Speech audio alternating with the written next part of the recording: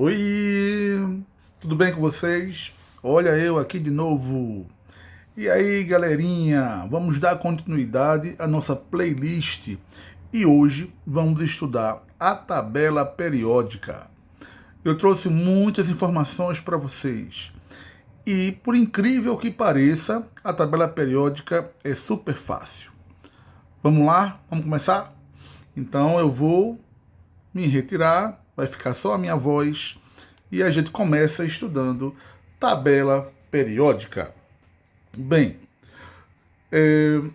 vou resumir um pouco da história, tá? É importante que vocês saibam que Mendeleev foi o primeiro a organizar os elementos químicos em uma tabela periódica. Então, para ele, né, uma organização ideal seria desta forma: em ordem crescente das massas atômicas, tá? É, colocando lá a previsão de propriedades de elementos desconhecidos. E o Mendeleev ele é considerado, tá, o criador da tabela periódica.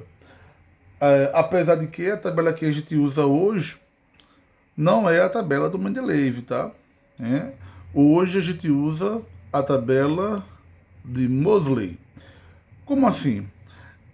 Para ele, a organização ideal para a tabela periódica dos elementos é através da ordem crescente dos números atômicos.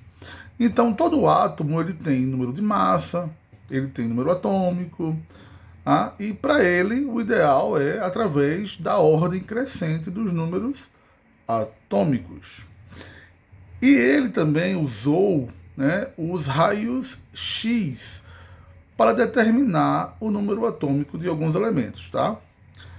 Moseley, ele praticamente revolucionou na época toda uma teoria sobre a organização dos elementos químicos. Tá bom, gente? Então, como se diz, né? Ele resolveu alguns problemas de inconsistências na teoria e hoje a gente utiliza a tabela periódica baseado nessa ideia de organização dos elementos através da ordem crescente dos números atômicos. Beleza. Sabendo disso, vamos entender melhor como é que se dá a tabela, olhando para a tabela. Quando a gente olha para a tabela, a gente já entende que existem linhas e colunas, tá? E aí vamos começar pelos períodos, pelas linhas. A tabela periódica tem 7 linhas horizontais, que eu vou chamar de períodos. Agrupam essas linhas, tá? Agrupam elementos com o mesmo número de níveis energéticos na eletrosfera. Ou seja, as 7 linhas, os 7 períodos, dependem dos níveis energéticos. Vamos lá. Vamos ver aqui o cálcio. Cálcio 20, número atômico 20. Vamos fazer a distribuição eletrônica do cálcio usando o diagrama de Linus Pauling. E aí a gente começa um S2, 2S2, 2P6, 3S2, 3P6 e 4S2. Somando os elétrons, chegamos no 20. Perfeito, a distribuição está correta. Olhando para os números, eu encontro o nível. Qual é o nível? Nível 4. Eu vejo que o 4, olha só, é o último nível. Eu quero que vocês observem que o período está correlacionado ao nível. Então, aonde está o cálcio? O cálcio está no nível 4. Por aí, ele está onde? No quarto período. Vamos ver aqui outro exemplo, tá? Do estato. 33, número atômico. Vamos fazer a distribuição eletrônica dele. 1s2, 2s2, 2p6, 3s2, 3p6, 4s2, 3d10, 4p3. Qual é o maior número? Qual é o maior nível? É o 4 também.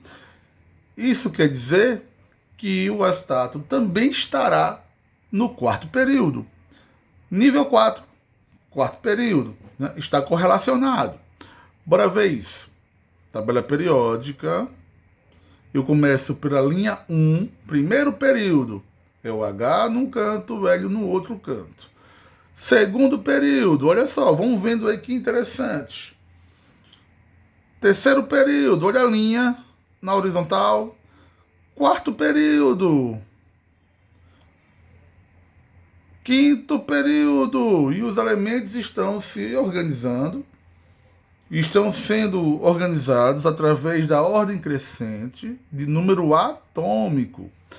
Vamos lá, quinto período, sexto período, sétimo período. E tanto no sexto como no sétimo, vocês observam que tem aí um quadradozinho, uma colunazinha com o número 57 a 71. E o outro é com o número 89 a 103. Tá? Então, eles representam a família dos latanídeos e dos actinídeos. E vai do número atômico 57 ao 71. E embaixo vai do número 89 ao 103. Mas o que eu vou chamar a atenção de vocês é sobre o período, tá? Aqueles dois exemplos que nós usamos. O cálcio, ele termina no nível 4, então ele está no período 4. O acetato também, né? Termina com nível 4. Isso quer dizer o quê? Que ele vai estar no período 4. Ele está localizado no quarto período. É bem fácil de entender. Quando a gente faz a distribuição eletrônica, a gente descobre o nível mais externo e descobre o período onde ele se encontra. Bom, dando continuidade agora, a gente falou das linhas, dos períodos, agora vamos falar das famílias. As colunas, tá? Então são 18 linhas verticais, 18 colunas. Exemplo, todo elemento da família 1, que é a primeira coluna, 1A, reage com a água, produzindo gás, hidrogênio e calor. Tá, isso aí é uma característica interessante. Todo elemento da família 2, segunda coluna, tá? 2A, apresenta 2 elétrons na camada de valência. Isso quer dizer o quê? 2 elétrons na última camada. Bom, vamos ver isso. Na prática, como é que se dá?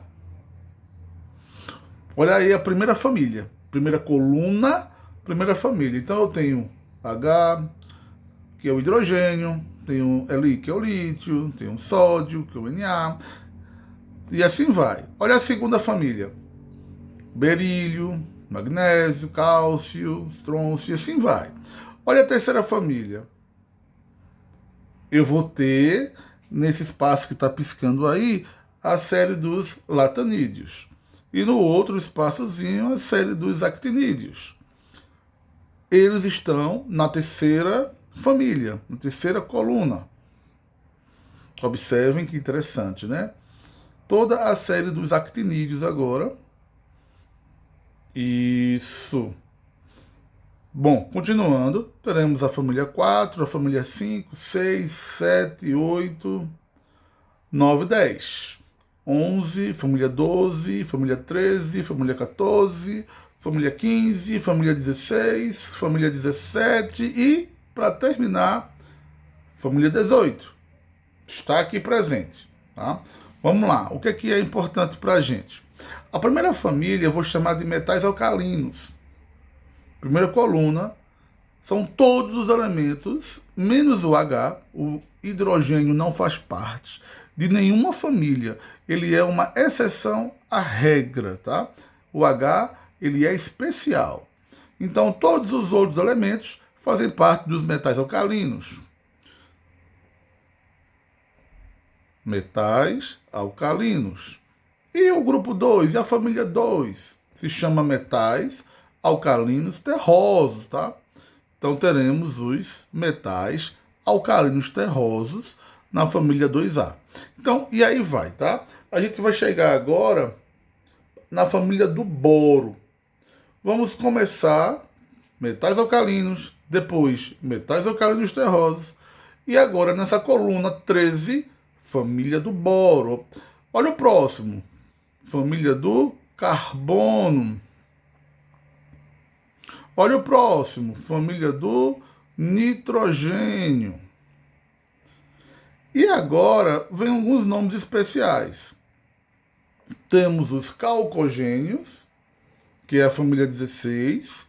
Temos os halogênios, que é a 17. E temos os gases nobres, que é a família 18.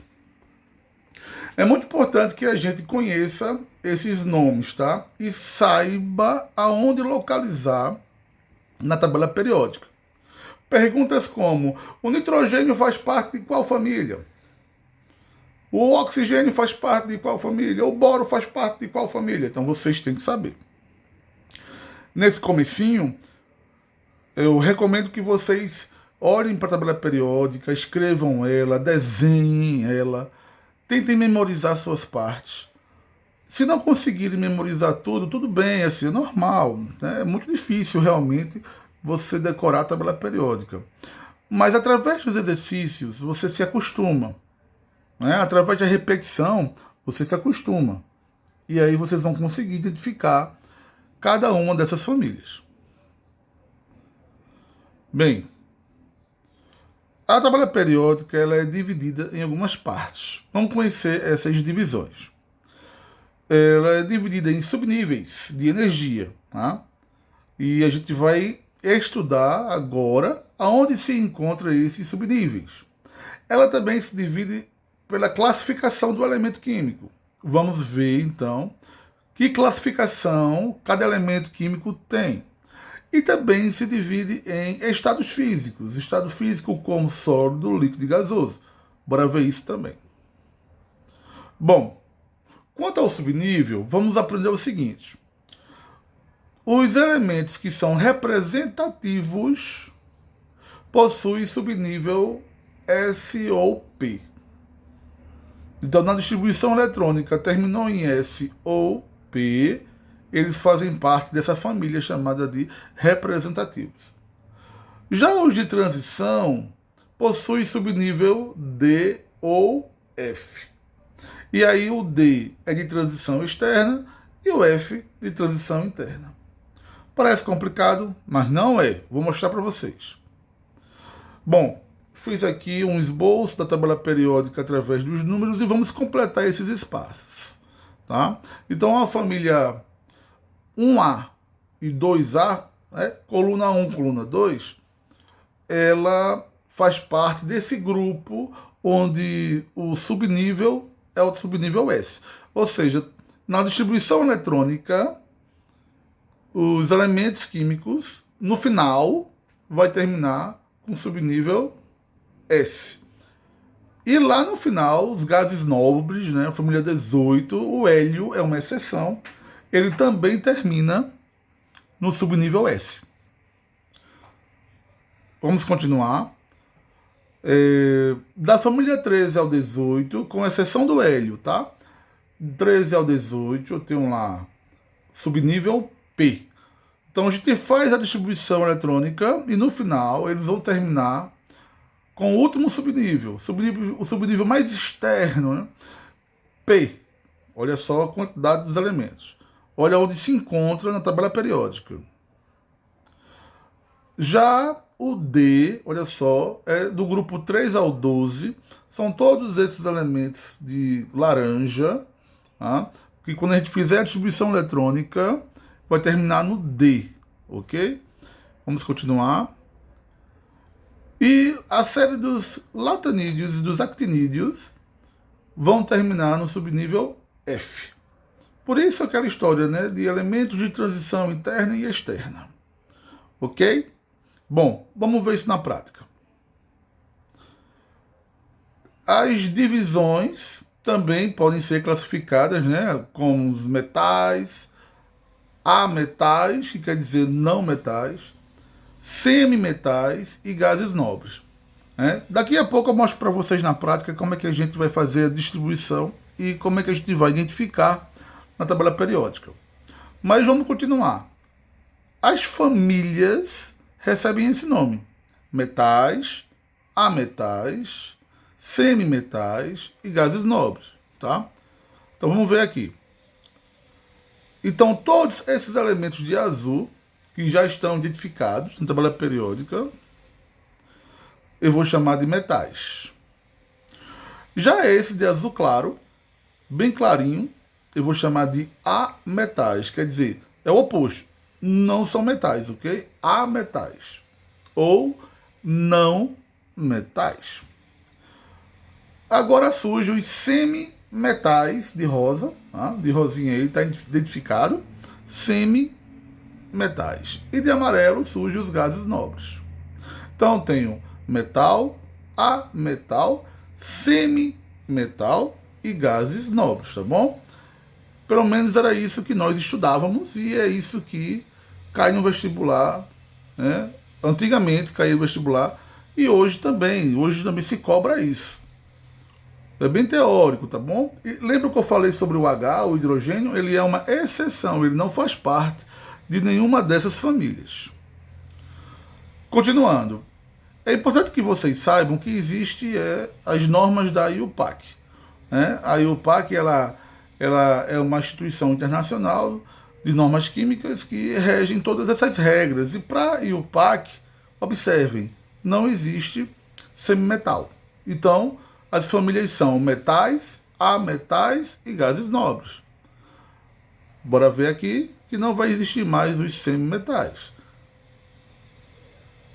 Teremos apenas metal, ametal e gases nobres. Bom, quanto ao estado físico, lembra que eu falei para vocês que são os estados sólido, líquido e gasoso. Tá? Mas o importante para a gente é saber que a nossa temperatura ambiente, temperatura padrão, é de 25 graus Celsius. Vamos memorizar isso.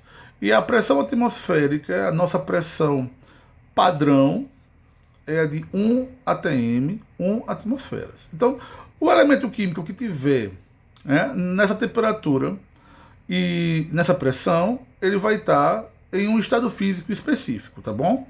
Por exemplo, na tabela periódica, a gente vai marcar aqui o bromo e o mercúrio. O bromo e o mercúrio, eles estão no estado líquido. Né? Inclusive o Hg, o mercúrio, ele é o único metal líquido na temperatura ambiente de 25 graus Celsius, na pressão de 1 atm. Beleza? Essa é uma informação técnica que pode ser útil para vocês. Vamos lá para a configuração eletrônica.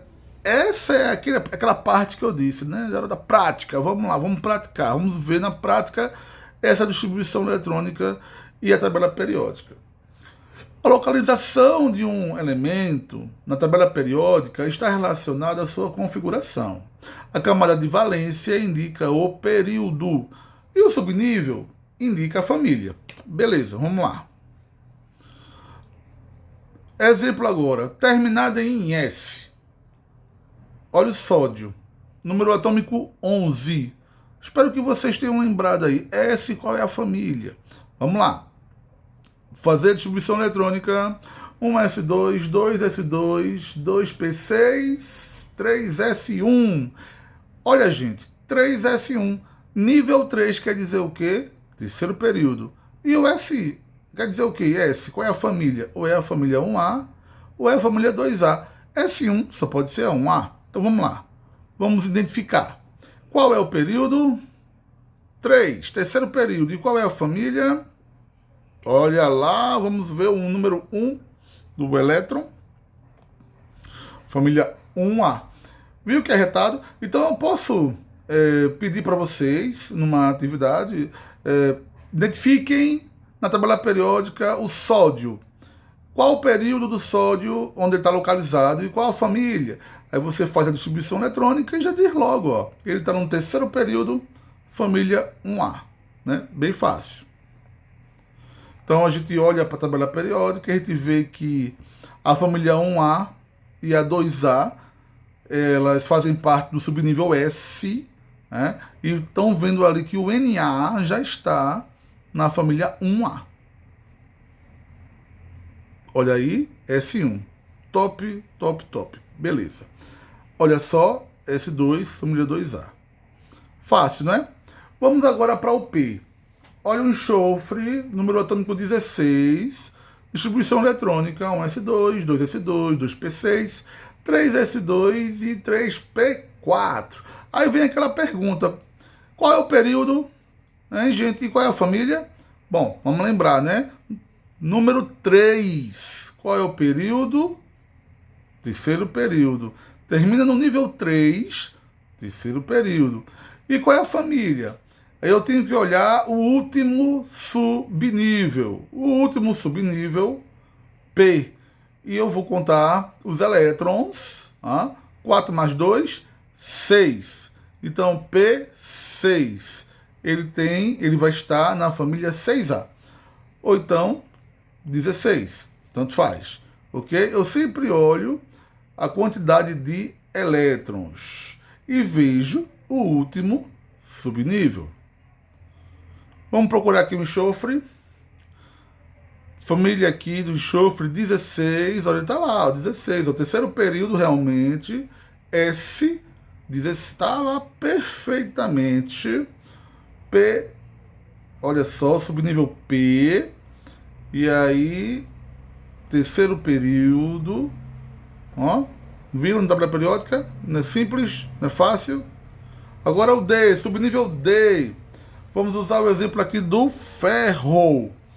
Número atômico 26. Distribuição eletrônica. Vamos lá. 1s2, 2s2, 2p6, 3s2, 3p6, 4s2, 3d, 10. Então eu vou olhar agora o nível. Qual é o último nível? É o 4. Então já sei que é o quarto período. E o subnível? Qual é o último subnível? É o D. Vamos ver aqui. Vamos separar. Período é o quarto. E o subnível é o D. E eu tenho que somar os elétrons, como sempre. 6 mais 2, 8. Família 8. Tá? Então, o subnível D, ele faz parte daqueles elementos representativos, tá? Que é a família toda B. Vamos ver isso na prática. Olha ela ali. Olha o D de laranja, bem em destaque. Quarto período, família 8. Olha o ferro lá. Perfeito, né, gente? Não é difícil, tá? Não é difícil. A gente vai estar sempre respondendo dessa forma. Faz a distribuição eletrônica, separa o nível, separa o subnível, soma os elétrons, olha para a tabela periódica. E aqui eu já coloco para vocês, né, as séries do latanídeo e dos actinídeos, que é o F, né, subnível F. Bom, a gente dá por encerrada essa parte teórica da tabela periódica. A princípio é isso, é bem fácil mesmo, tá? No futuro eu devo aprofundar com algumas regras das propriedades da tabela periódica.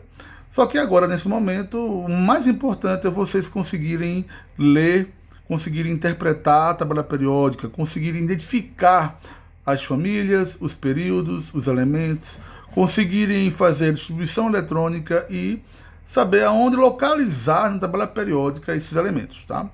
Espero que tenham gostado. Qualquer dúvida, perguntem. Deem um like, se inscrevam no meu canal e, bom, estou à disposição de vocês. Até a próxima com exercício. Valeu, fui!